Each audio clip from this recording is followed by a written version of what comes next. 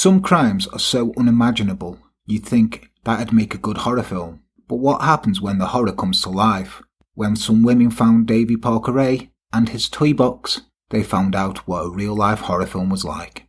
This is the story of Davy Parker Ray, the Toybox Killer. Welcome to Enter the Dark.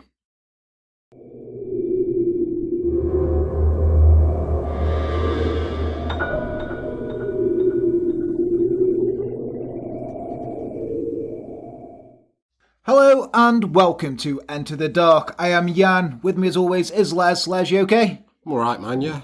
Good. So then, we hope this episode's going to go out because it's coming out after Richard Chase, so we might have been cancelled after your drunken antics. Can I say I'm delightful? Do you want to apologise again? Luke, the fromage free comment may have been a little far, but I stand by it. That's not an apology, is it? Shouldn't apologise. It's a sign of weakness. It's not, Les. You know what you said. I'm not going to go over it again. Anyway, so yes, today we have got Davy Parker Ray, the Toybox Killer. This one is... Not many people talk about him, really, but I think he's up there with Dahmer and Bundy and everyone is a fucking major league killer. What do you think? Yeah, I'd say so. Yeah, he knows a bit about him. Leslie's going to do the tape transcripts, and he's read them, and he's not a big fan. I've become somewhat intimate with this man. In a way that you didn't want to. Yeah. I'm alright. He's okay. Anyway, so before we get started, let's give our Patreon shout-outs to everybody who does give us enough money to say hello to. We sound like whores, don't we? We really do. Give us some money, we'll say hello. We have our unpaid intern, Hannah Blue Harrington. We have our classy lady, Amanda Champagne. We have our Swiss guard, Swiss Phil. We have our sugar mama, Astoria Crowley. We have our adopted family, Amy, Emma and Jet Coleman. We have Sassy Johnson. We have Larry, Lisa Dempsey. We have 3 new people to say hello to. Ooh, really? Yeah. I haven't thought up names for them yet, so I'll come up with your nicknames again. We have Marie T. Jensen, who likes your laugh. She wants a CD of your laugh. We have Casey the Cannibal. That's not me making a name up. That's just what she's called. Well, she doesn't need a name now, does she? Casey the Cannibal. She's special already. And also, this one, good name, Misty Day. Misty Day. We all love a misty day, don't we? I like a good misty day. Yeah, well done. Welcome to the Sick Fuck family. We hope you're all enjoying yourselves there. And, yeah, hello. Welcome. Join in. Right, let's get in. Because this one, it's a scary one. It is what a Saw come to life, really, innit? And Hostel and shit like that. Yeah. But, at least with Saw, he had some vague moral compunctions. Yeah, this guy, no. I'd say, if anything, the Saw guy is a nice chap in comparison to this individual. Oh, God. Yeah. So, let's get into it. So, David Parker Ray. Oh, also, I just want to say, this story contains some of the greatest white trash names ever. Honestly, they're great. Anyway, but David Parker Ray, first of all, don't trust him. He's got 3 first names. Never trust anyone who's got 3 first names. No. Leslie, Alan, John. That's their middle names, though. Melville. Melville's a first name. Yeah, it's like Melville, Dewey. 4th. Jesus Christ. Anyway, David Parker Ray was born on the 6th of November 1939, and it's fair to say he had a pretty rough start in life. He was raised by his grandparents after his father, Cecil, who was a violent, abusive alcoholic, left the family and moved to Albuquerque, where, everybody goes to. Who'd move to Albuquerque, besides Walter White? Breaking Bad reference. Have you seen Breaking Bad, Les? Mm-hmm. Yeah? Yeah. Did you enjoy it? Well, it was very good. Yeah, good. Just testing your TV knowledge there. Mm-hmm. I saw Stranger Things too. Well done. You seen Twin Peaks? I've tried with Twin Peaks a number of times. It is good, but I always...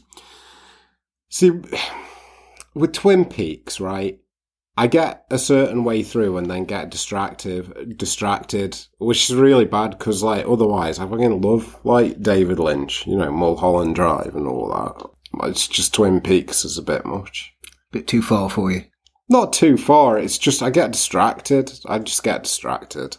more of a Full House fan. Anyway, his mother Nettie couldn't handle the stress of raising 10-year-old David and his 8-year-old sister Peggy, so she dropped them off with their paternal grandparents and moved back in with her own family. They rarely saw their own parents ever again, but his father, who was a truck driver, made short monthly visits where he would bring his son some gifts, which is nice. Yeah, that is nice. Yeah, the gifts were sadomasochistic porno mags, which led to his lifelong obsession with violent porn. Figures. You know, maybe Spider-Man comics, but like he used to bring like bin bags full of them, and we're not talking like 50 Shades of Grey, you know, erotica. We're talking like violent porn. And he was 10 years old, so you know his formative years. He's seen this, and this is how it forms him. His grandfather also raised them in an oppressively strict Christian fundamentalist environment. Yay. Christian fundamentalists. Okay, anyone who thinks that dinosaurs were put there to test your faith by God is a bit of a dick. Did you ever hear that other theory? This wasn't fundamentalist Christians. This was like, I think it was from a Jehovah's Witness magazine or something like that. I love them magazines. Fucking Watchtower. They're batshit, aren't they? I love it when they come and they're like, knock on my door. I'm like, I haven't got time to speak, but can I have all your magazines? And they're like, yeah. And like, I'm like, come on, give me the magazine. I love them. Yeah. Well, one of them had like this dinosaur thing, and it was making the point that what had happened is the dinosaurs ate all the food that was around. I mean, the meat eaters eat other dinosaurs, and then there's the plants. So anyway, the reason the dinosaurs died out, according to this magazine, is because they were digging for food, because apparently they had the ability to create shovels. T-Rex can't dig with them tiny fucking arms. dig, can he? Like, actually, if he's on one leg, digging with his, like a chicken. Well, they showed the picture. There's a picture online, and like it's got. Please say he's like T-Rex in a little hard hat with a drill. He's not got a hard hat, but he's got like a tiny little fucking shovel. Like it's like that, like in his hand, and it's like they couldn't pronate their hands like that. Anyway, that's bullshit. But anyway, he's got a little shovel, and it's just the most ridiculous fucking picture. But yeah, apparently they dug too far down and died of starvation. All of the dinosaurs. Poor dinosaurs. That's up there with the dinosaurs were gay. Yeah. So they didn't procreate. They just, like, you know, they were just homosexual, so they couldn't procreate. It's ridiculous, but, like, we'll find this picture and, like, put it in. Like, because it's just too funny not to fucking acknowledge. And if not, I'll draw it. Yay. So then, when David or his sister would misbehave or talk back, they would receive violent beatings. Now, David was exposed to violence and bullying in every aspect of his life. He would regularly receive brutal beatings from his grandfather, who expected him to meet high standards that hardly anyone could meet. Probably Jesus could. Probably. Yeah. Imagine if Jesus came down and he didn't meet the standards of this grandfather and he just tried to take his belt to Jesus. Jesus is like, what the fuck, man? But, like, based on, like, fundamentalist Christian ideology, I don't think Jesus would fucking make the grade, would he? Probably Let's be not. honest. He liked poor people and helping. He liked poor people, helping people, and just being a stand-up bloke, really, didn't he? Yeah. Didn't like capitalism. Liked prostitutes. Yeah, gone with prostitutes. Wasn't really that fussed what you were into. No, he's just like, you know, just be nice to everyone. Everyone chill out. Be nice. We're not even Christians, though. No. Even we're down with JC. No. Anyway, he was also bullied and beaten at Mountain Air High School due to his shyness around the opposite sex. Why would anyone... I mean, I was bullied relentlessly at school, but why would you get bullied for, you can't talk to a girl. You're shy around a girl. I'm going to beat you. That sounds like a stupid bullying idea. Bullying for having 3 fucking names in these, like, you know... But thing is, though, right, if he was being beaten, no, he's not, no, he likes inflicting pain, doesn't he? Yeah, he's a sadist. He's the other kind. Yeah, never mind. Anyway, the results of all this torment and all the beatings for everyone in his life had a profound influence on him and his development into puberty. His sister described finding lewd and violent pornographic magazines hidden inside his room when he was 13. They're the ones that came from his father. His taste for violence and bondage was early, and it never left him. Not only did it never leave him, it grew massively. According to multiple sources who knew him best, he boasted to the few people close to him that his first murder was as a very young teenager, where he abducted a woman at knife point, tied her to a tree, and tortured her to death. Years went by as he became more deeply involved with sadomasochism and violence. He got married twice and met his third wife at the age of 27. Her name was Glenda Burdine, and she was 18 years old. Now, they had a daughter named Glenda Jean Ray the following year, and her importance in this story can't be overstated. Okay, we will go through the suspects, usual suspects in this, but she's a vital, huge part to this story. Now, 3 years after the birth of their daughter, David grew bored and left his family to join the hippie revolution in 1969. By this time, David, at the age of 30, was hitchhiking across New Mexico with a pretty blonde girl named Sally. They shacked up with the owner of a truck stop and his girlfriend. Fucking classy. Hey, buddy, can me and my friend Sally, can we stay with you? Oh, I'm sure you can. I own a truck stop. This is my girlfriend, Missy May. Say hello, Missy May. It's Dave Parker Ray. Fucking... David's now pregnant girlfriend Sally confided in the girlfriend of the truck stop owner that she had lost her virginity to David and that she was pregnant. Days later, Sally and all her possessions were gone. When they asked David where Sally was, he just shrugged and said she was a free spirit and had decided to leave. As disturbed as they were about this behaviour from Sally, which they considered out of character after having gotten to know her, they had no reason to disbelieve David, and Sally was soon forgotten. David shortly thereafter got bored of the hippie lifestyle, patched things up with his wife and moved back in with his family. Although he pretended to be a consummate father figure, he was anything but, getting deeper and deeper into the underground bondage scene. The years continued onwards, 2 more failed marriages, and David moved to the quiet community of Elephant Butte, New Mexico in the 80s. Now, I don't care what anyone says, it's Elephant Butte. It's just got an E on the end. You know, like when you see Old Shoppy. Yeah. You don't say shoppy, do you? No, what do you say? You say old shop. Old shop? Yeah. Yeah. So you don't say Butte, because it's got an E on it. It's Elephant Butte. Yeah. But for the purpose of Americans going, how dare you say that about the country? Moaning at me, I'll say Elephant Butte. But it's not, it's Butte. It's a beautiful elephant. Anyway, that's where he would take residence at 513 Bass Road for the remainder of his life. The quiet, sleepy town of Elephant Butte was the perfect place to hide a dark secret. Like being named after an elephant's butt. Or being inside an elephant's butt. Yeah. A small retirement community of only about 700 homes, situated right on the shores of Elephant Butte Lake. They didn't really think of a good name for that, did they? No. It's like Elephant Butte Lake. It's just like places that and there are a place in the US called Meat. Just Meat. Probably, yeah. That might be in a Stephen King novel, but it sounds legit.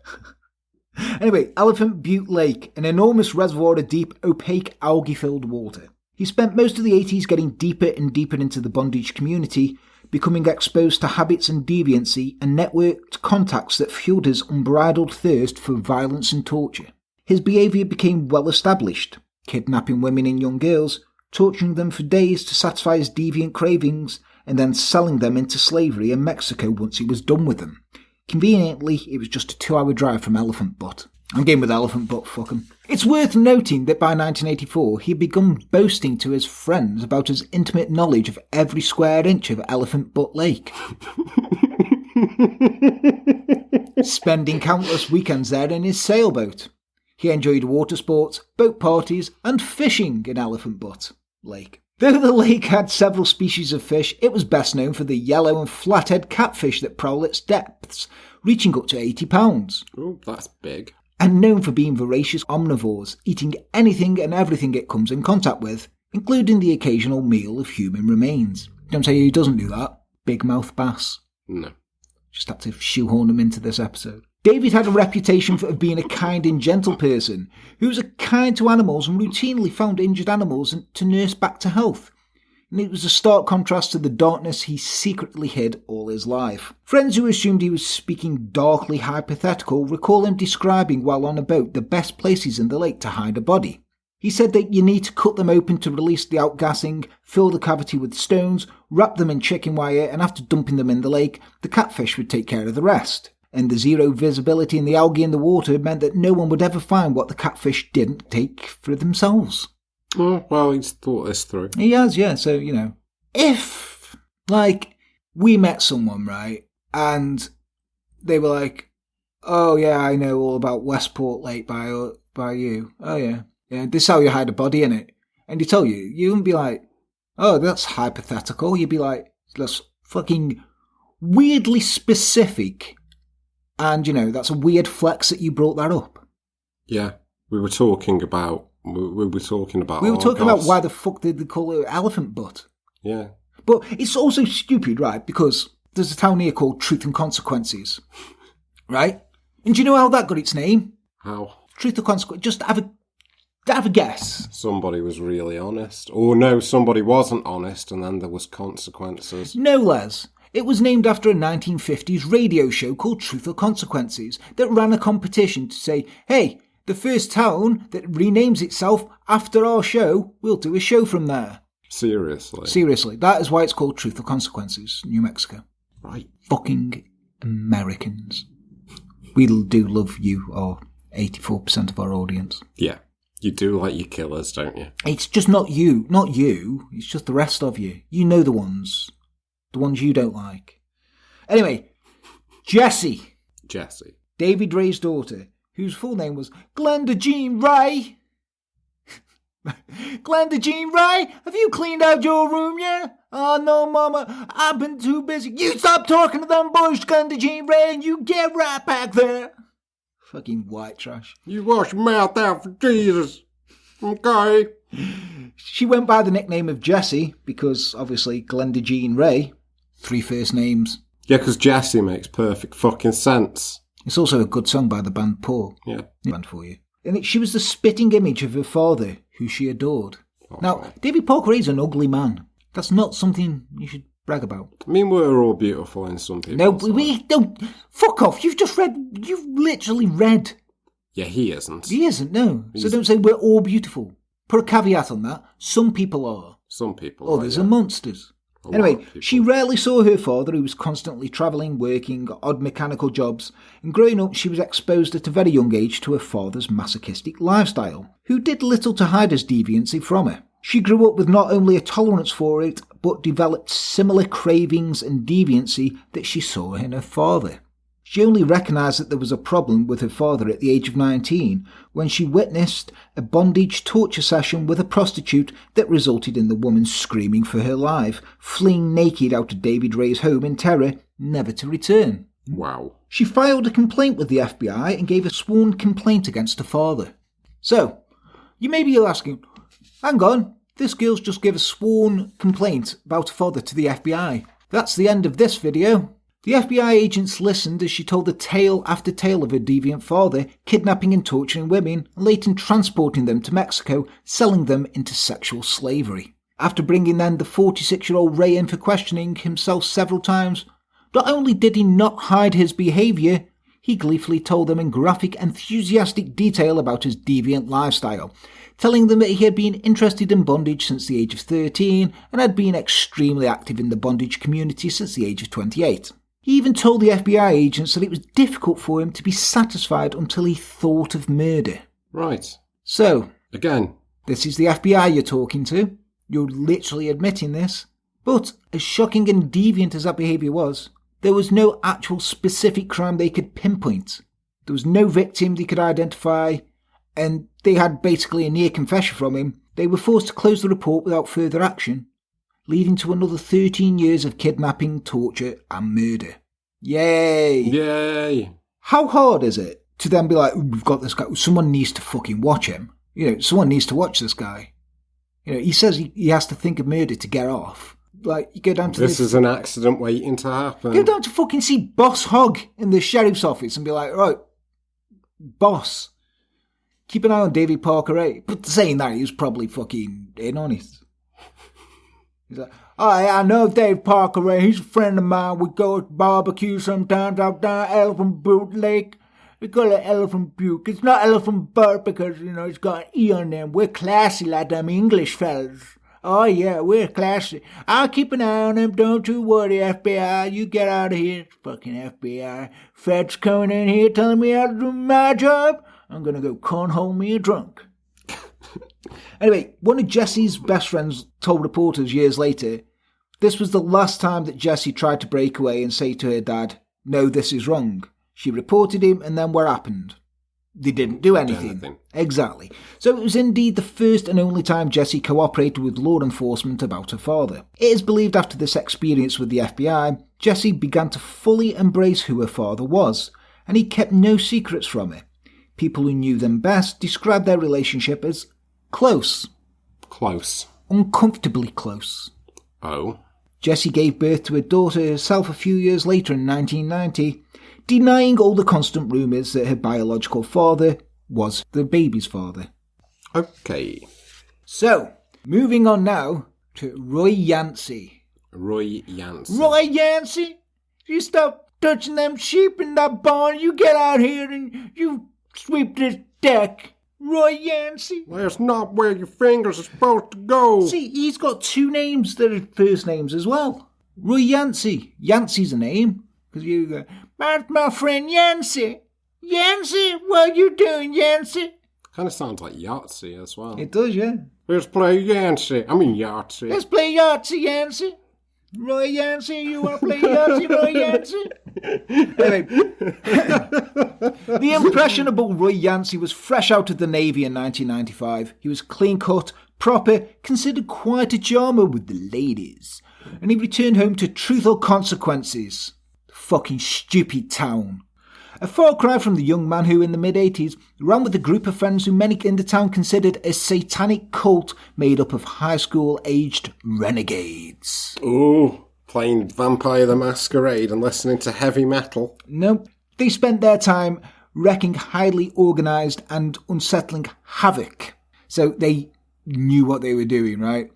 They were sacrificing pets of neighbours, delivering messages with occult satanic symbols to the people they didn't like, and all sorts of mischief considered by police at the time to be criminal acts. Well, you don't see many of them. 1 year, they had to cancel Halloween in Truth or Consequences as the gang were destroying graves and strangling cats. And that's the truth.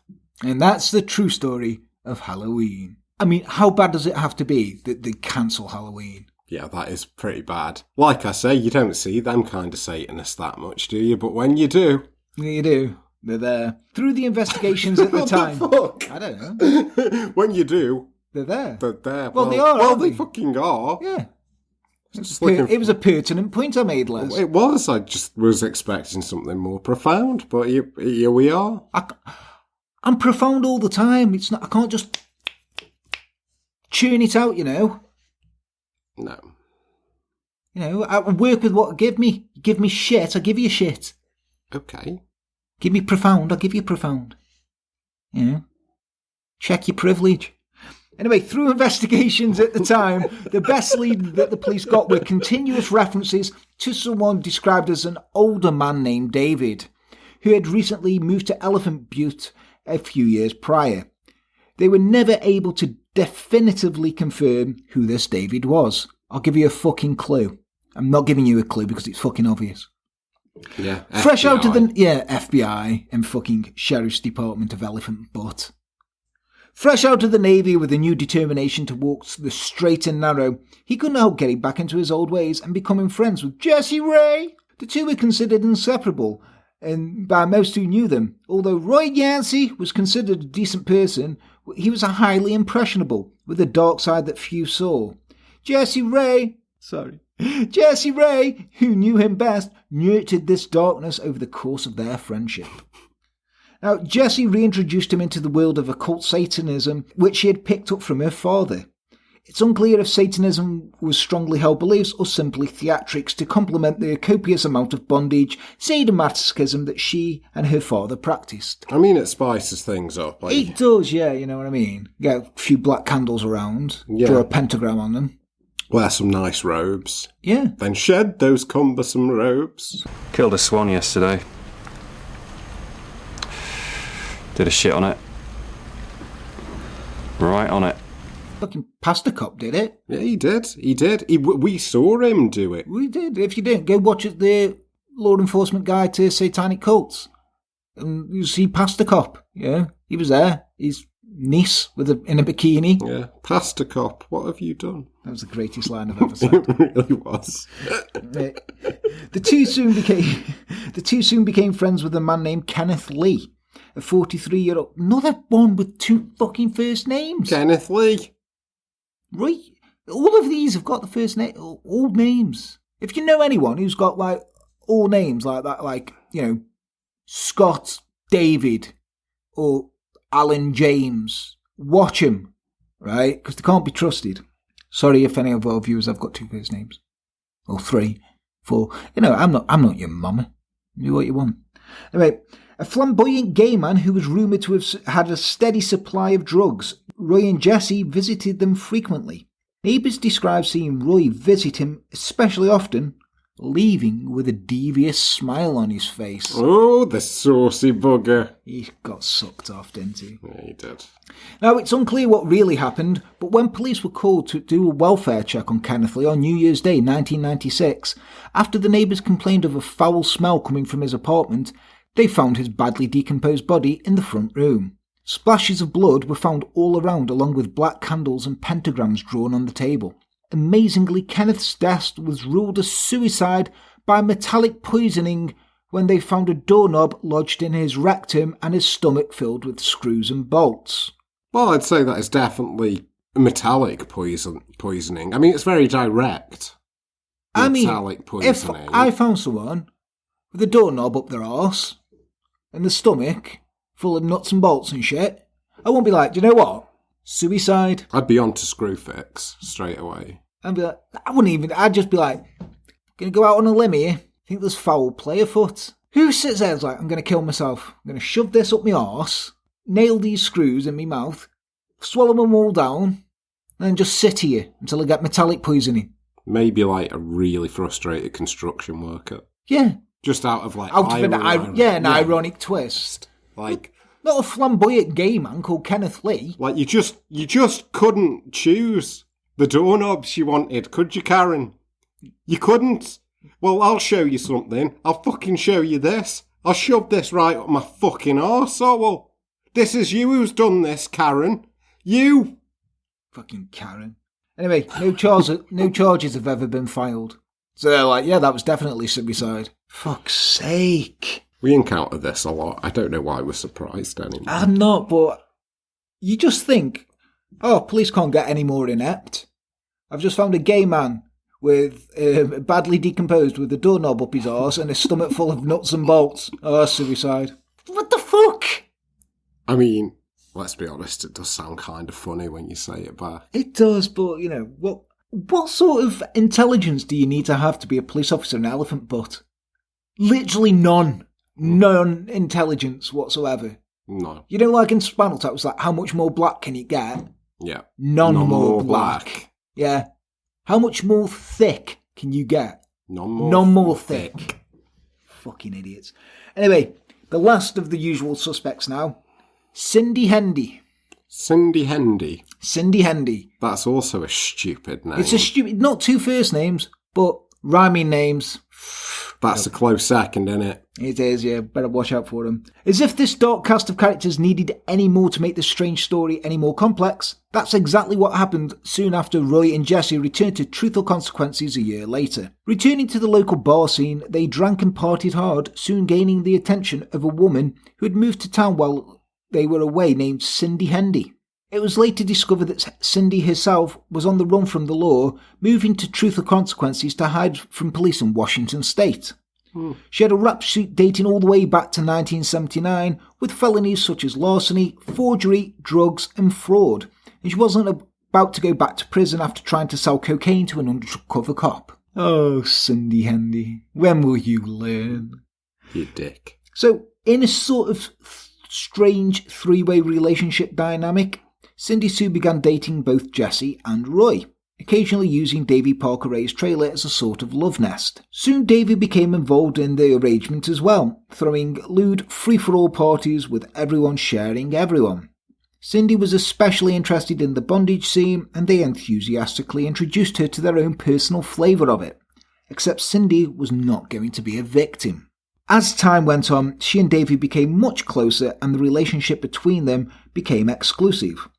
Roy had since begun a relationship with a man named David Rivera, and Cindy did her best to become a dutiful housewife figure for David. So she would fix him lavish meals, clean his house, and do everything she could to get his affection towards her, trying to fight off the competition of another woman fighting for David Ray's affection at the same time. On Halloween 1998, David Ray threw a party in his trailer, complete with the alleged instances of black magic and witchcraft performed by Cindy, who had been recently introduced to witchcraft by Roy Yancy. After a supposed black magic sacrifice to the devil, Cindy loudly announced her relationship with David Parker Ray to all the guests in attendance, which many found strange since she was openly also having a relationship with his daughter Jessie at the same time. Keep it in the family. Cindy and Davy became close very quickly. Davy found an equal in Cindy, or at least someone impressionable enough and wild enough to mould into his kind of companion he desired most. Slowly he started letting her in closer and closer, revealing more about himself, testing the waters of what she was capable of handling. Emboldened by his brush with the FBI who failed to pin him down for his decades of crime, David decided to push his deviancy and thirst for violence into a realm unseen before. An unparalleled mechanic and craftsman, Ray married his skills and passion for violence, torture and unbridled deviancy into his magnum opus. It was a kind of laboratory where he could put his decades of experience into the art of pain into practice. He purchased a 22-foot-long cargo trailer, hung up a handmade sign that said Satan's Den, and got to work. He installed an air conditioning unit to keep himself comfortable inside, and the Toybox, as he called it, would be a constant work in progress over the years. It's estimated he personally invested over $100,000 into it.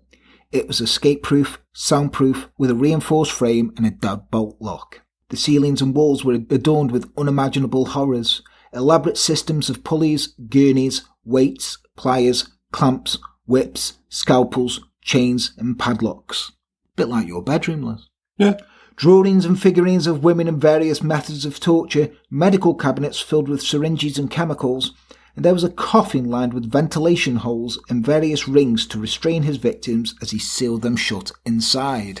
And most horrifying of all, an actual medical-grade gynecological chair modified to restrain victims and positioned limbs as he saw fit, positioned in the centre of the toy box like a throne of pain.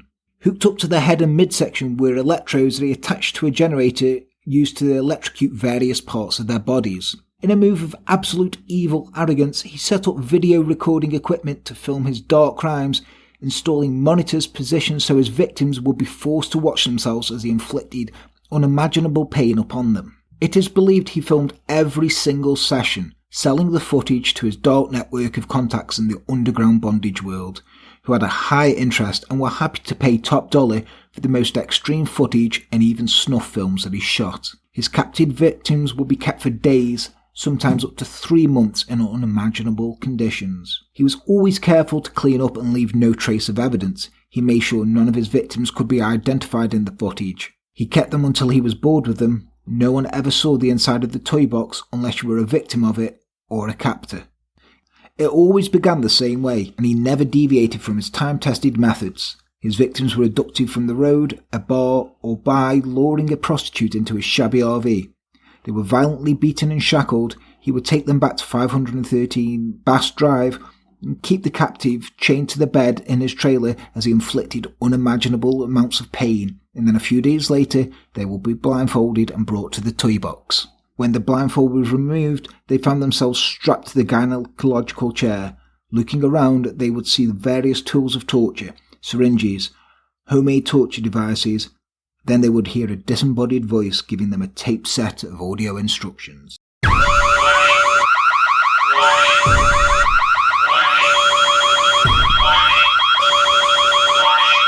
Here is what was on the tape. Les, take it away.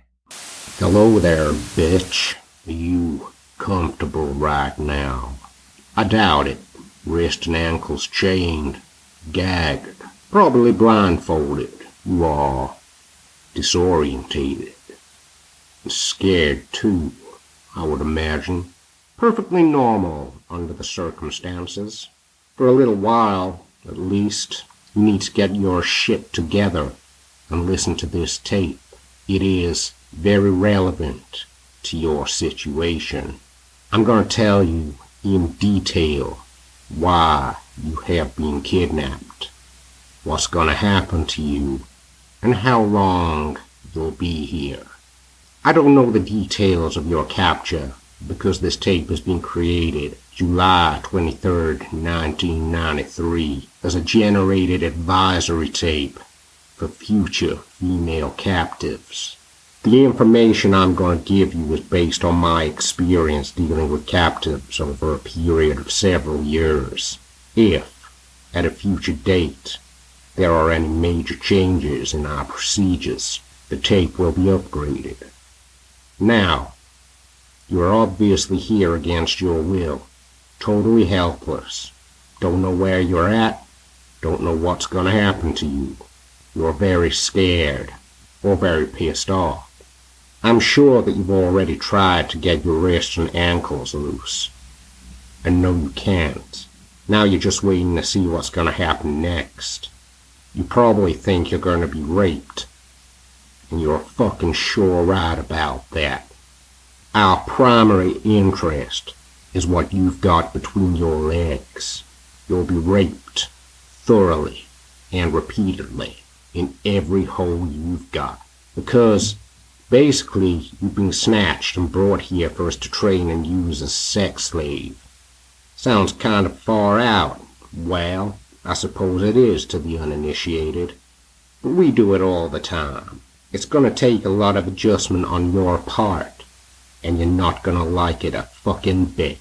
But I don't give a big rat's ass about that. It's not like you're gonna have any choice about the matter.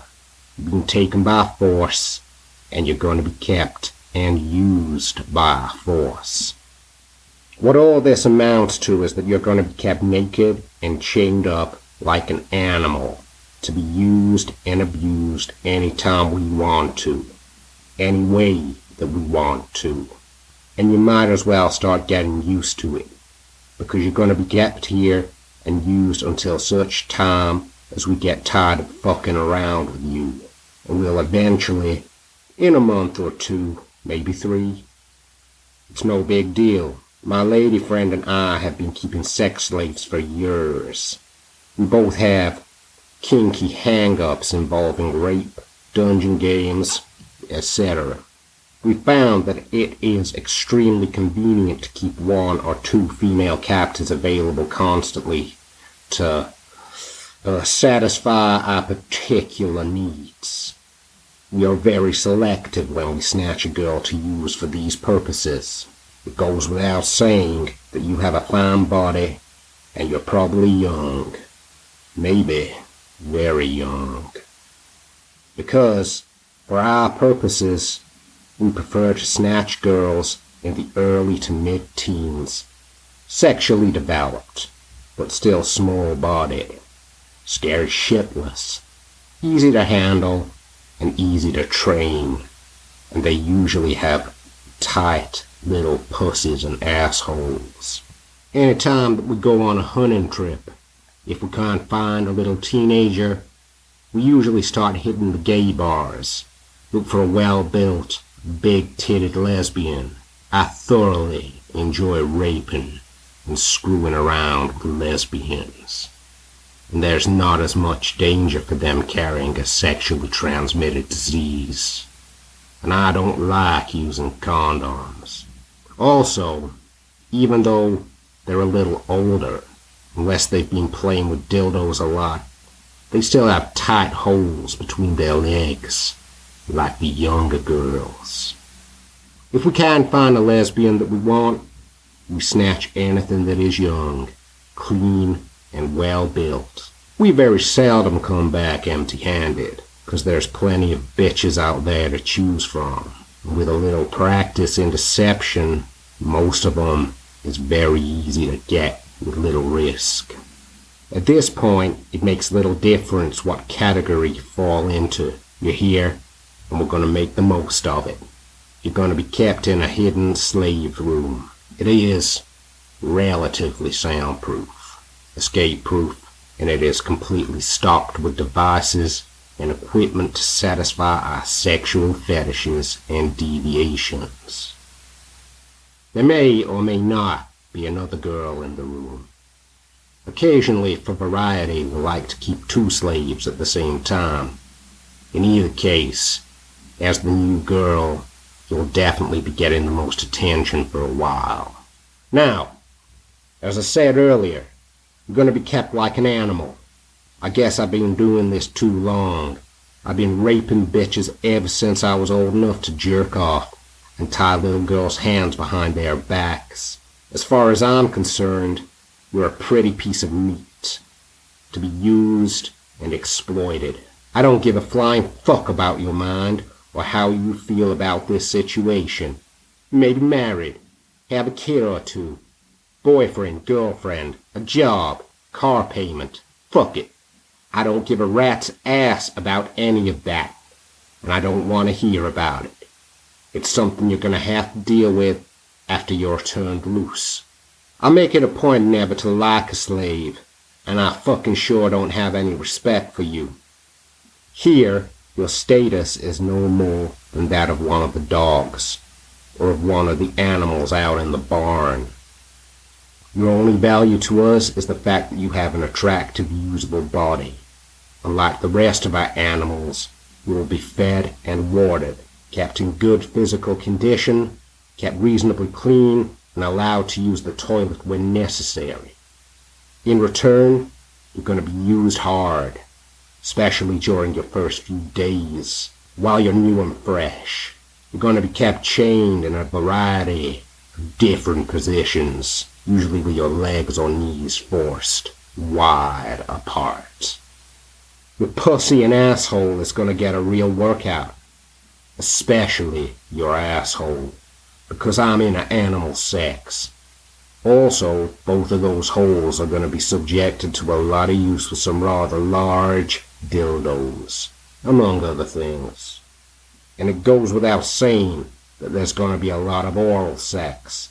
On numerous occasions, you're going to be forced to suck cock and eat pussy until your jaws ache and your tongue is sore.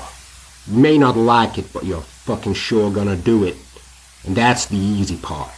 Our fetishes and hang-ups include stringent bondage, dungeon games, a little sadism, nothing serious, but uncomfortable and sometimes painful. Just a few little hang-ups that we like to use when we're getting off on a bitch.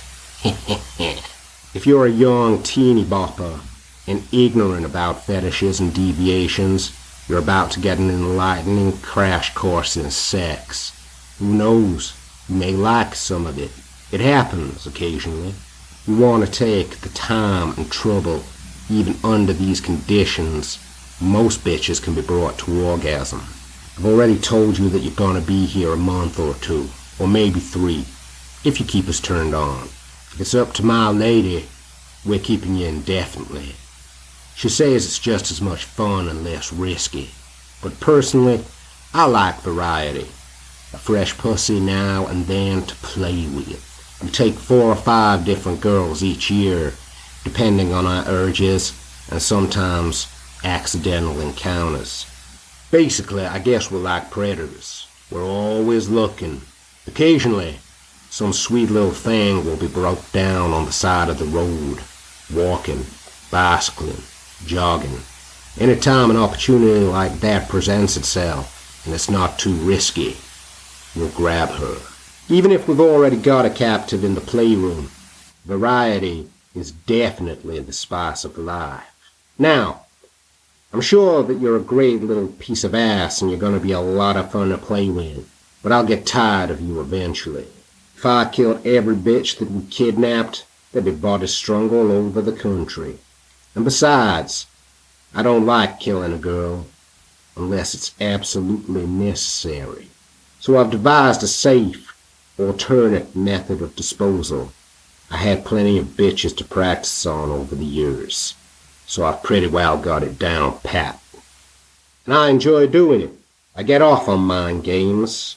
After we get completely through with you, you're going to be drugged up real heavy with a combination of sodium pentothal and phenobarbital. They're both hypnotic drugs that will make you extremely susceptible to hypnosis, auto-hypnosis, and hypnotic suggestion.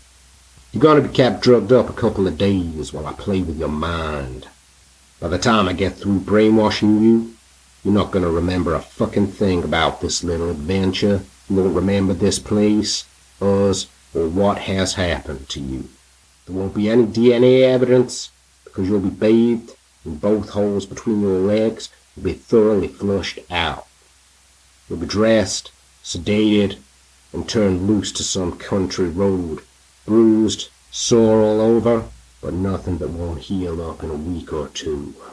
The thought of being brainwashed may not be appealing to you, but we've been doing it a long time, and it works. And it's the lesser of two evils. I'm sure that you would prefer that in lieu of being strangled or having your throat cut. Okay, undoubtedly someone's going to be looking for you.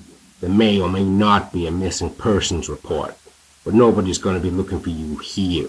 They don't have any idea where you're at. You don't even know where you're at. We're always very careful about that. There are not going to be any knights in shining armor coming to rescue you. You are strictly on your own. And under the circumstances, I bet that is a scary thought. If there's another girl in the room, she won't be able to help you either, because she's going to be in the same position you're in. As for escaping, I'm sure you'll try to figure out a way.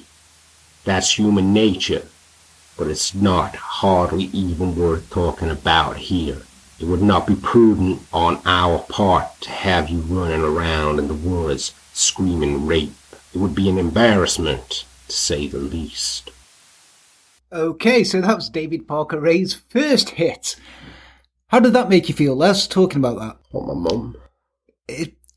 Now, we've got two more of these that Les is going to do, and we're going to get them all in here now.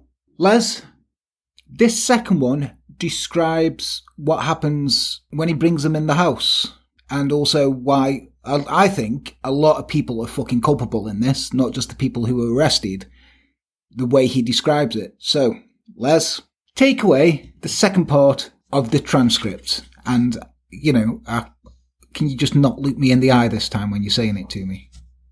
You were wanking. I had an awkward boner. What can I say? No, I didn't. Just literally, somebody asked me where I sent him this, and somebody said to me, like, did you get hard or turned on during any of this? I'm like, no. In this second part, we'll show you why. Les, take it away. Anyway, we've had a lot of practice at this, and we're not real concerned about you escaping. You're fucking sure not going to go anywhere. Now, if you're not already naked, you soon will be. Clothing will be bagged up and saved until such time as we decide to turn you loose. As far as being naked goes, you might as well get used to it. For what you are going to be used for, clothing would just be in the way. Besides, I like watching a naked woman's body. All of it. Whether it be in a room or on the TV set. As I've already said, you'll be fed and watered on a regular basis. Not as much of either of you are used to, I'm sure, but enough to keep you healthy. You'll only be fed once a day, like the rest of the animals. And during the first few days, until you adjust to it and your stomach shrinks up, you're going to feel a little weak, and you'll be hungry all the time. It won't take long, 3 or 4 days, and during the first few days, until you adjust to the environment, I prefer to keep you in a weakened condition anyway. Now, you already know that you've been kidnapped and brought here for us to train and use as a sex slave. I realize that being abducted and being forced into a sexual slavery is a hard pill to swallow. Some girls really have a lot of trouble with it, and I'm sure that you will, to a certain extent. But face it, you can't get away. You can't say no. You're going to be naked all the time. You won't be able to struggle or resist. You're going to have to lay there and take it. good or bad, no matter what has been done to you. A scary thought? Yeah, but there are no options. Nothing that you can say or do will change the fact that it's gonna happen. Many girls beg and plead, almost all of them cry a lot, especially during the first 3 or 4 days, and some of them scream and threaten. But I have a poster on the wall in the playroom that says it all.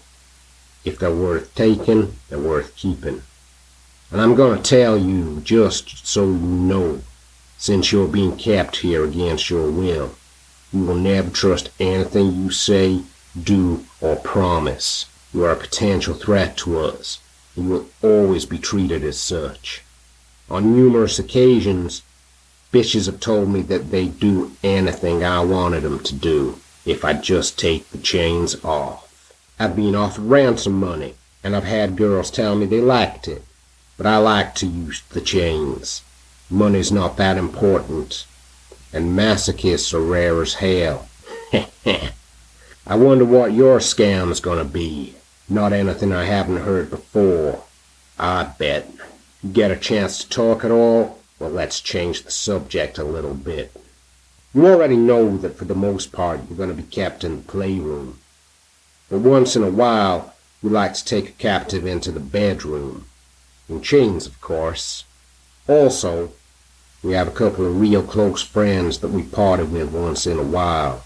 They know about our hang-ups and don't have any problems with fucking a slave. You may be required to service them occasionally, but that's an easy one. For the most part, just fucking and sucking. They don't get into the heavier stuff.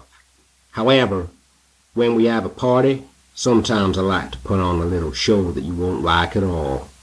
You'll be taken into the living room and put on the floor on your hands and knees, naked. Your wrists, ankles, knees, and hips will be strapped to a metal frame to hold your body in that position. The frame is designed for doggy fucking your ass up in the air, sex organs exposed, your tits hanging down on each side of a metal support bar, knees spread about 12 inches, position similar to that of a bitch dog in heat, right in the middle of the floor, so we can sit on the couch and in chairs and watch. I'm gonna rub canine breeder's musk on your back, the back of your neck, and on your sex organs. Now, I have 3 dogs, all of them's male, 'cause I don't need any fucking pups. One of them is a very large German Shepherd that is always horny, and he loves it when I bring him in the house to fuck a woman.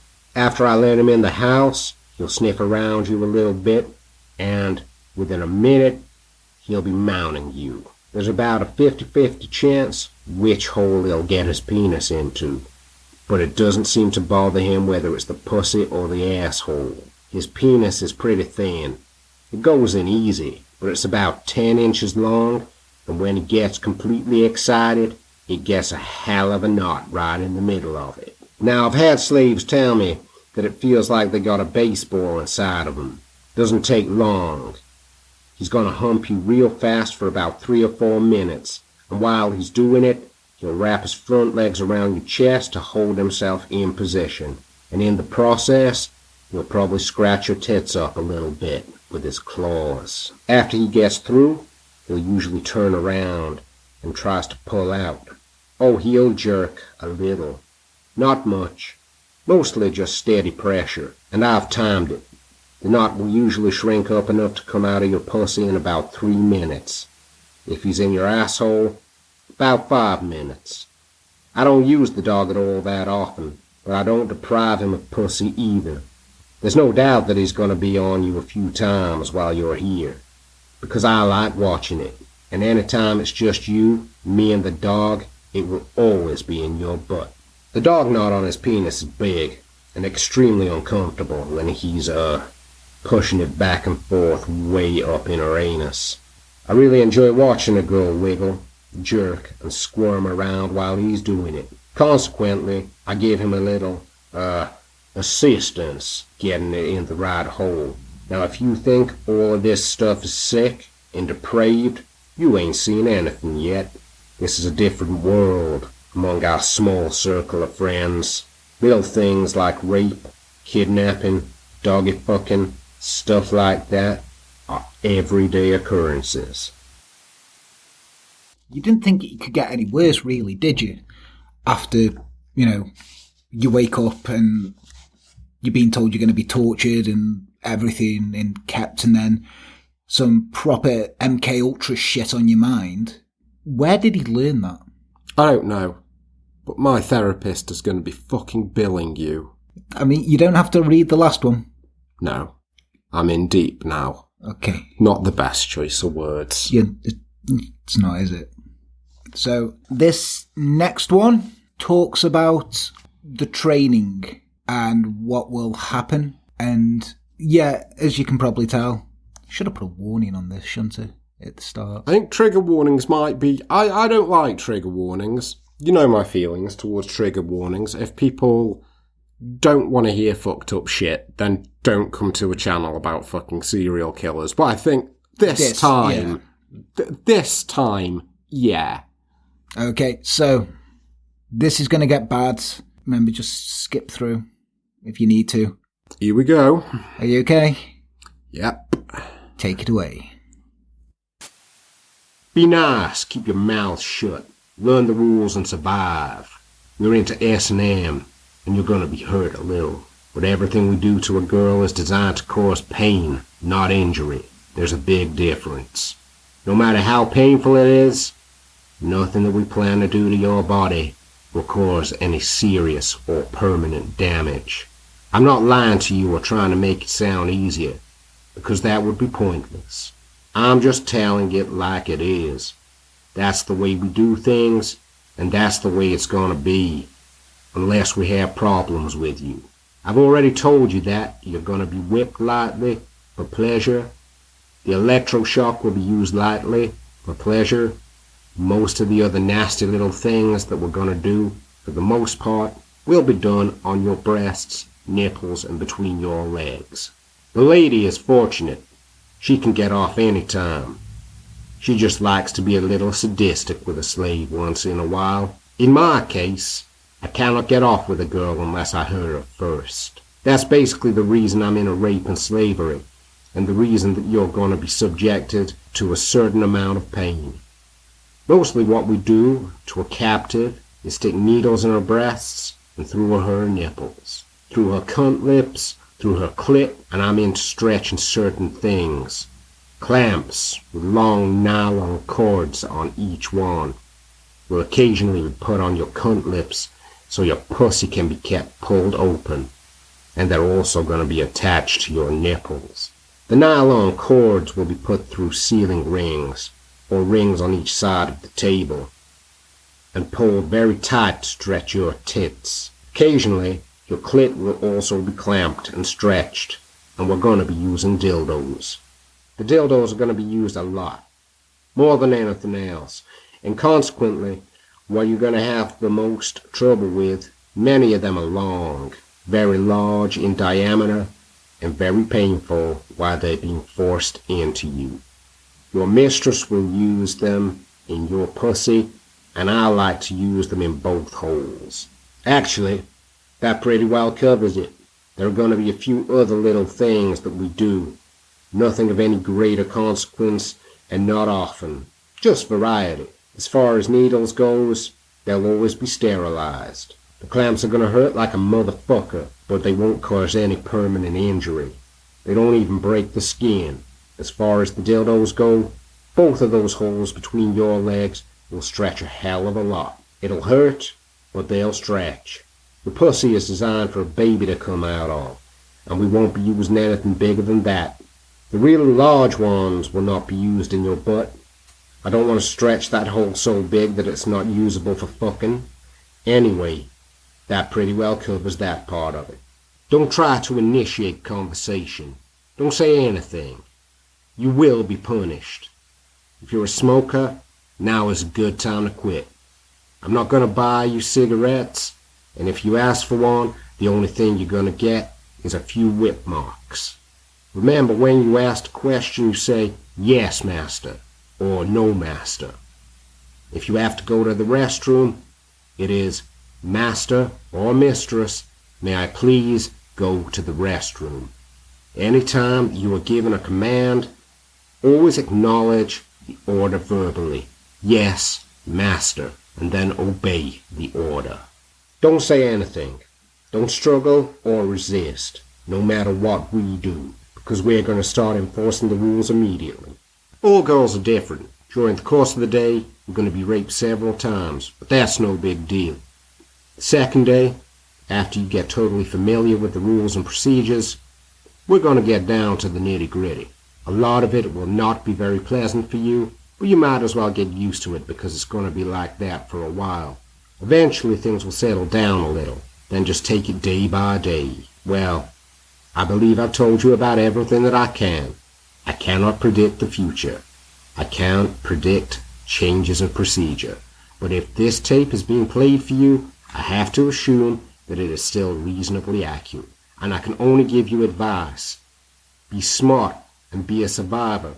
Don't ever scream. Don't talk without permission. Be very quiet. Be docile and obedient. And by all means, show proper respect. Have a nice day. Imagine just waking up and you're tied to a chair, you're naked, and above the chair, you're in a gynecological chair, above there's a mirror so you can see everything. There's video cameras, all these torture devices, and you just hear that fucking tape. It's fucking, like I said, it's a horror film that's come to real life. It's like fucking Saw. And Les, you're never lost for words. And when I told you about this script, I said, are you okay doing it? Because it's quite fucking bad. And you were like, yeah, I'll be fine. How much do you hate past Les right now? I mean, I hate past Les quite a lot. There's a lot of things I can put on past Les, which are like, you're a fucking moron. But that particular past Les, if I could time travel, I'd hospitalise the cunt. I did say to you, I did warn you, it's fucking disgusting and it's the worst thing you're going to read. But no, Billy Big Bollocks over there. I mean, I did try to read, like, Twilight once, under recommendation, and I'd rather... Who recommended you Twilight? Who was it? I can't remember now, but it was someone. Fucking sadists. I know. I mean, I wouldn't want to read that again, but I'm not reading fucking Twilight either. No. No. Anyway, yeah, so that was the tape. Are you ready for what comes next? At the end of their captivity, they would be washed, thoroughly scraped of any DNA evidence, given the clothes they had come in after months of nakedness, and given a cocktail of powerful hallucinogenic drugs that made them forget the entire ordeal completely, unable to identify what had happened to them or even explain their loved ones why they hurt so badly all over or where they'd been. It's impossible to know how many victims saw the horrors of the Toybox, but years later the FBI would find hundreds of tapes and photographs of his victims' time inside. None will be identifiable besides one, and we'll get to that. Right, so, we know who the bad guys are in this. Yep. We know what they do. You've very eloquently and expertly spoke the tape for us. So, let's go on to some of the victims that we actually know about. Okay, because the main thing here is, there was no fucking bodies. People were brainwashed. They can't remember it. It literally almost perfect. And that's what's really scary and horrible about it. So, in the summer of 1996, Kelly Van Cleave was a regular patron at a bar called Raymond's Lounge in the nearby town of Truthful Consequences. A year earlier, a woman named Jill Troyer disappeared and hadn't been seen since after a bitter argument with Jessie Ray. It is now assumed but never proven that Jessie was responsible for her disappearance. Kelly was having a rough time in a new marriage she had rushed into and had become good friends with Jessie Ray, David's daughter. One night after a particularly nasty fight with her brand new husband, she stormed out and headed to Raymond's Lounge to drink and vent her frustrations. She talked to Jessie about her difficulties and had a single beer. Other patrons and friends of hers left and it was only her and Jessie. Feeling uneasy and disorientated from the drugs Jessie had slipped into her beer, she decided she needed to go home. But her ride had long since departed. Jessie offered her a place to stay at her father's home in Elephant Butte and drove her there, where she was held at knife point, bound and introduced to the Toybox by Jessie and her father. 3 days later, David Ray drove her home to her in-laws, telling them he found her wandering the beach in a disorientated state. As he returned her, they were fuming, assuming she had gone off on some sort of drug binge. Her new husband annulled the marriage. He and his mother laid into her viciously, telling her how irresponsible it was for leaving for 3 days and not telling anyone. Confused, destitute, unable to account for the missing 3 days, the bleeding she was experiencing, and the injuries she couldn't explain, she took the few belongings she had and left Elephant Butte. 3 years later, she was living in Colorado and remarried, but she was still suffering from the ordeal. She had constant nightmares, depression, and she had an inability to be intimate with her new husband or even allow him to see her naked. She was haunted by nightmares of being tortured and suspended in mid-air, but she had no idea why. FBI agents then knocked on her door. Okay? During when they found the videos, this one had a very distinctive tattoo on her leg, so they blew it up. It was hard to make out, but they enhanced it the best they could and realised it was an image of the tattoo. And her mother-in-law saw it and said, "That looks like your tattoo." And she looked, and then all of a sudden, boom! It all fucking come flooding back to her. Oh my Christ. Everything. You can imagine that, can't you? She's just sitting there. It'd be like getting hit by a fucking like, train. Isn't that your tattoo? She sees it on the news and she's like, ah! Ah! Ah! Ah! I'm like, why are you screaming?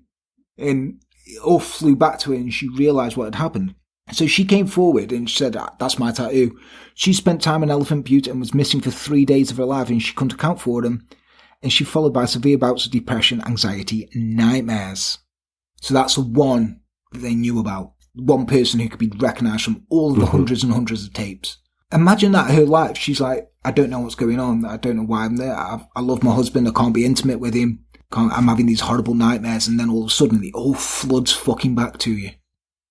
It's awful. That's horrible, isn't it?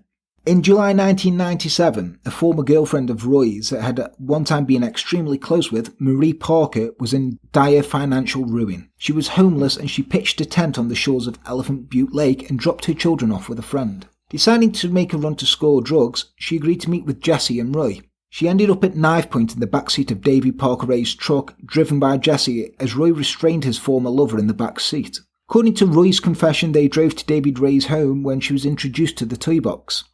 He claims he never went inside, where Jessie and her father kept her for 3 days. At the end of 3 days, Jessie and her father told Roy that they were done with her and it was time for her to go. They then brought Roy inside the Toybox, and Roy claims he walked inside to find his naked and helpless ex-girlfriend strapped to the gynecological chair. Jessie handed him a rope and said, "You know what you have to do." But there was a lot of police scrutiny into Marie's disappearance. David and Jessie were going to take no chances with her being found, and they got what they wanted from her. David started the video recorder and Roy approached Marie with the rope. He claims that as Jessie pointed the gun at him, he strangled Marie to death with the rope. The videotape was never found, and it's been hypothesised that David sold the tape as a snuff film like he'd done many other times before. In Roy's confession to the police a few years later, he claims that he, Jessie and David wrapped the body in a blanket, drove to Monticello Canyon near Truth or Consequences and tossed her body into a ravine, descending down with shovels to bury it under loose dirt under the cover of darkness. The following day, Roy and Jessie left town and went to stay with an acquaintance in Galveston, Texas. They stayed there for an entire year waiting for the disappearance of Marie Parker to blow over. Years later, Roy led to the exact spot where they buried her, but she was nowhere to be found. Because David Parker Ray went and moved the body. He's a smart motherfucker. He's like, that body can't be there because someone can pin that on me. So he went back when they were away, dug that body up and buried it somewhere else. Fucking smart guy. It's fucking scarily genius of what this guy got away with for how long and was essentially open with it. Yeah. You know what I mean? He was selling like these tapes to people and selling people into sex slavery in Mexico and shit. The FBI knew about it, but well, you know. And like you said in that video when he's like, "Oh yeah, when we have a party, there's a lot of people around." People in Elephant Butte must have known. Some of them must have known and were in on this. Oh, definitely. The last one now. Most important, Cynthia. Cindy, she said to David she was going out of town for a wedding. It was a daughter's wedding. She said, "I'm going to go out of town for a bit. Is that okay?" And he said, "Yeah, that's fine, as long as you get me a slave before you go." So, it was night when David Parker and Cindy Hendy arrived in Albuquerque seeking their next victim. After speaking with a local pimp and offering $30 for services, a 22-year-old Cynthia Vigil Jaramillo stepped into the rusty beat-up RV. As she entered the back of the camper, Ray produced a badge telling her that they were law enforcement. She tried to make a break for it back the way she came, but she was overpowered by the two of them and a black leather mask was slipped over her head, casting everything into darkness. Hours later, she found herself chained and bound, and the mask was removed. She heard a voice coming from a nearby recording. I'm not going to ask you to do it again. Thank you. Days later, after suffering unspeakable amounts of pain, terror, and abject humiliation at the hands of Ray and Hendy, Cynthia lay inside the house chained to the bed. David was at work and Jessie went to make some food. Although she was still chained and locked firmly in place, she spied the keys to her restraints that were just left just out of reach. So Jessie's left them there and not thought about it. So with little time before Jessie would come back, she inched her way closer and closer to the keys. Fumbling and trying not to make any noise, she managed to unlock herself. Knowing there was precious little time, she reached for the phone and dialed 911. Before she could connect, Jessie burst into the room and they fought ferociously, Cynthia knowing full well that she was fighting for her life. They punched and kicked and clawed at one another, and Cynthia reached out and grabbed hold of a nearby ice pick and ferociously stabbed Jessie in the skull, leaving a giant gash in her head. Screaming in terror, she ran down the street for her life, leaving the injured Jessie behind. She ran down the road naked, apart from a dog collar, and tried to wave down cars, but no cars would stop. Going to be a scary sight, isn't it? Yeah. She then saw the trailer and burst in and begged the old woman who inside for help. After the police were called and rescued her, the officers received notice of a 911 hang-up call only blocks away. In a town this small where nothing happens, there was no way that it wasn't connected. They rushed to 513 Bass Road and the officers banged on the door. Receiving no answer, they allowed themselves in with probable cause of trouble. Finding shattered glass, blood, endless amounts of pulley systems and chains, they called for backup. What they would need was far more than backup. Now, investigators swarmed the small property, dividing it into 8 distinct search areas. They were having trouble getting into a certain white cargo trailer, and the keys were nowhere to be found. It took the locksmith only a few moments to get the deadbolt lock open. FBI Special Agent John Briscoe opened the small door into the cargo trailer and he stepped inside. His words were, "Holy shit." I can relate to that, man. Yeah. He saw the chair, the syringes, the whips, the chains, strange metallic bars labelled ankle spreader and knee spreader, the satanic imagery adorning the shelves, and a video camera. He thought, could there possibly be actual video evidence of what the hell happened in here? 36-year-old FBI agent Patty Rust crowded around the monitor inside the Toybox with a few of her fellow agents as they loaded the first of hundreds of tapes found around the property. All of them hands over their mouths, trying to hide the absolute shock of things they saw before them on the screen. Now, despite years of work covering the worst crimes imaginable, they were still unprepared for what they saw on the screen before them. They'd seen enough for now. They ejected the tape and each exited the toy box. One of them vomited on the ground as soon as they got outside. It was far worse than anything any of them had ever encountered before. Patty was asked to go back inside and create detailed sketches of everything she found within to hand over to the evidence response team.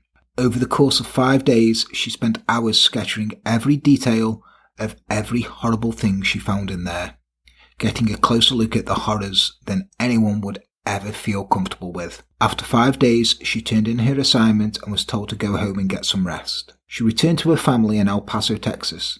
Just before midnight that night, she took out a revolver, held it against her head, and took her own life. Oh my God. She could not live with what she saw. And we can try and paint a picture of how bad it was. The tape probably did a very fucking good job of that. But this woman had to draw everything in there for 5 days, and she had to kill herself. And this is how bad this man was. It's impossible to know how many people were inside there. You can't say. There's hundreds of videos, hundreds of tapes. The only one they had was the blurry image of the tattoo, and that's when Kelly Van Cleave came forward after they recognised it, and after she recognised it because he released it on the telly. As evidence was collected and leads were pursued, police arrested not only David Ray and Cindy Hendy, but they arrested Jessie Ray and Roy Yancy. Jessie never once betrayed her father and never cooperated with the police. She never admitted to the murders she herself committed or was an accessory to. David Parker Ray proclaimed his innocence vehemently, telling investigators that not only was Cynthia Vigil a willing participant in a bondage session, but so was every other woman who ever entered the Toybox, despite mountains of incriminating footage they had where women showed no signs of consent. Cindy vehemently claimed no wrongdoing either, defying all evidence against her. Both of them appeared before the court at their arraignment, facing 93 years in jail, $85,000 in fines, and bonds of $1 million each. David Parker Ray, in some interviews, "I get my pleasure from giving women pleasure. I can't get off unless a woman is happy, and I do that any way I can." So he's literally saying, well, I was only torturing him because they fucking love it. And that's the only way I can get off, and I get my pleasure. That's not like if you say, like, I prefer going down on my girlfriend rather than her going down on me because I like going down on her so she can have an orgasm. Yeah. You know? He's sort of saying it the same way. You know? Yeah. It's a bit different, David. Yeah. So, facing the very real possibility of spending the rest of her life in jail, Cindy became angry with David, blaming him for sucking her into what she later called his stupid bondage fantasies. She asked to meet with investigators and gave a full confession to everything she'd witnessed, was a part of, and what he'd told her about his other crimes. And she told them everything, and if what she told them was true, it would make David Parker Ray one of the most sophisticated, thorough, and prolific serial killers in all of American history.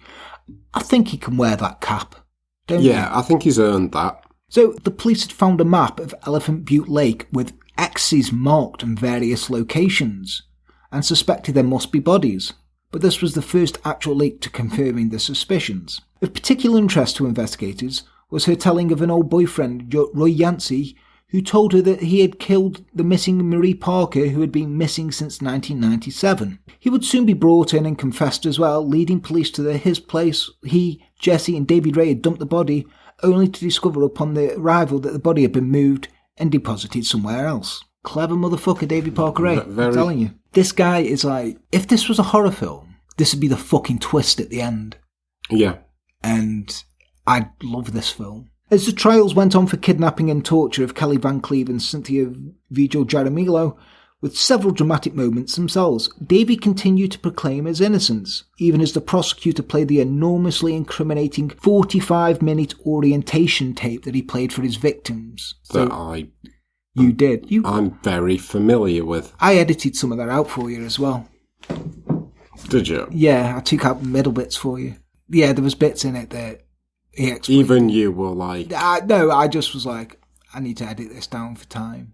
It was time constraints, really. He does repeat himself a lot in it. He does, yeah, but you know what I mean? He's trying to drill it into him, isn't he? Like, you're fucking not getting out of here. He continued to proclaim that it was created for entertainment purposes.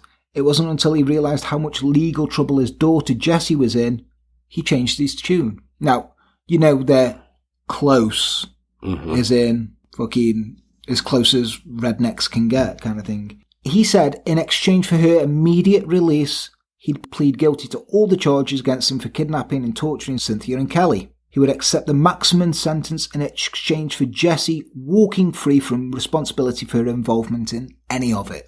So he's like, yeah, you want me, you got me, but you've got to let my daughter just walk. She's got no part of this, you let it go. In September 2001, facing 12 counts of kidnapping, criminal penetration, and conspiracy to kidnap, Glenda Jean Jessie Ray walked out of prison with time served. She was given 5 years probation and is today a free woman. Oh, for fuck's sake.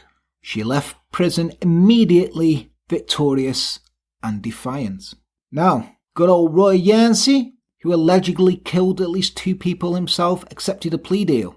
He was released on parole in 2011 and is a free man this day as well, living back in Truth or Consequences. Incredibly, ironic. You can find him on social media.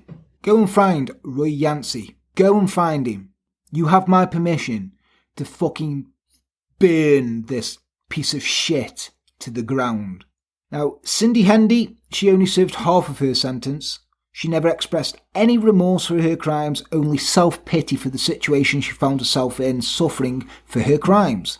She blamed Davy for sucking her into his stupid bondage fantasies, and although she had numerous infractions while in prison, including possession of contraband and drugs, she walked out of prison on July the 15th, 2019, and is now a free woman with no supervision by the state. As vivid and horrifying as these murders were that Davy Parker Ray committed, he was never convicted of a single one of them. Police believed at the time that he was guilty of as many as 30 murders over the course of his life. A 2011 jailhouse interview with Cindy Hendy put the estimate much higher when she mentioned that he had once told her he killed at least one per year for the previous 40 years of his life, beginning at the age of 14, 15. Police searched the lake, his property, and everywhere, and they searched for years, and they could never locate a single body, despite having mountains of evidence that he had committed countless murders. But you got no body. No. Can't try him. No body, no case. Although they could even witness some of these killings on tape, none of the victims could be identified. Since they couldn't determine a victim, they can't determine a crime. I can see why. Yeah, me too. Unfortunately. But the thing is though, right, if we walk in a room and there's fucking blood everywhere, and they're like, right, that's enough blood to say that this person's dead. Can they try someone with that? Because that's like actual DNA. Probably not, no. That's weird. Because it's consistency of the blood, isn't it? Like, because there could be a load of blood everywhere, but it's from different, like, fucking people. Like, and if you're into, like, really heavy, like, sort of sadomasochistic shit, like, and aren't very tidy, blood's going to get everywhere just by dint of that sort of practice, isn't it, really? Yeah. So, like, if there is blood everywhere and it's from multiple different people, like, there's a massive argument there for it's like, yeah, there was probably a lot of, like, vigorous whipping and slapping going on. A few people have bled, but if that's the kink, I know it's horrible, but, like, you can rationalise it, and that's what's fucking scary. Oh, God. It's horrible, innit? It's vile. It really is. You just don't think this case could get any worse. No. Right, here's the kicker. After accepting the plea deal for his daughter Jessie's release, he went back to court for the sentencing 8 months later. The judge handed him not only the maximum sentence, but added an additional third as aggravation for the brutality of his crimes, for a total of 223 years in prison. As he entered his prison cell, he slumped over and died of heart failure in 2002. He served less than a day of his prison sentence. So, everybody's free. He admitted to everything, and he dies of a heart attack on the day of his prison sentence. He's like, right, you get in prison for 223 years, no parole, okay, I'm dead, yay. Hey, though, I mean, guess being a fundamentalist Christian works. Yeah. But the brutality and heinous nature of the crimes committed by Davy Parker Ray from the 1950s through to 1999. 1999, Les. You can't fucking compare it to anything. No, you can't. This is something else. He could con and charm people around him, not only become like enablers, but fucking accomplices. And, you know, as much of a piece of shit this guy is, it's a testament to the effectiveness for a persuasion a charming psychopath can possess. So, that was Davy Parker Ray. Les, that was a tough one to go through. Yeah. Even if I left out the tape and said, I'll put the transcript up. Here's it in the Google Drive. You can read it yourselves. It would have been tough to get through. But with knowing what was on that tape and how they were treated, and you wake up in a room and you're tied to a fucking chair, legs spread naked, electrodes on you, and you hear that voice, 45 minutes of him telling you what he's going to do. A dog's going to fuck you. We're going to electrocute you. This is how you talk to me. At the end of it, we're going to fucking thingy. But one part of that tape was very true, where he said, wouldn't be a very good idea for us to let you run around naked. Yeah. Yeah, because, that's how he got caught. That was kind of foreshadowing, really. The thing is, though, right? Thing is, if he hadn't died of a heart attack, that girl hadn't got out, or Jessie managed to fucking rustle her back in and all this shit, he could still be doing this right now. He could, yeah. He could still be doing this. How many people out there are doing this? I mean, he brainwashed them at the end. That's some fucking deep state government shit. Yeah. That's MK Ultra shit of sodium pentothal just fucking brainwashing for 3 days. Turn them fucking loose. It's terrifying.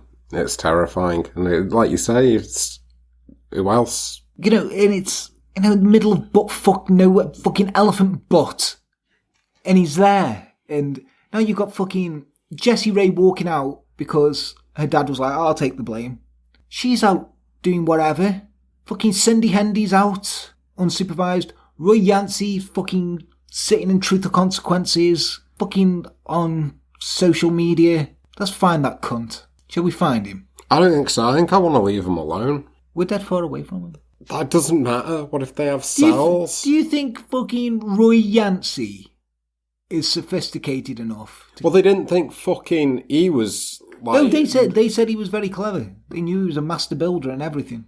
Still, though, no. I'm not tempting fate. There's too much deep web shit and cells and stuff, and I live alone. No one would fucking miss me. You'd miss me. I'd miss you. Yeah. I always miss you. But that's not going to be the first conclusion you jump to, is it? What? Come in, well, you got a fucking doorknob stuck up your arse, and I'll be like, got Roy Yancey'd.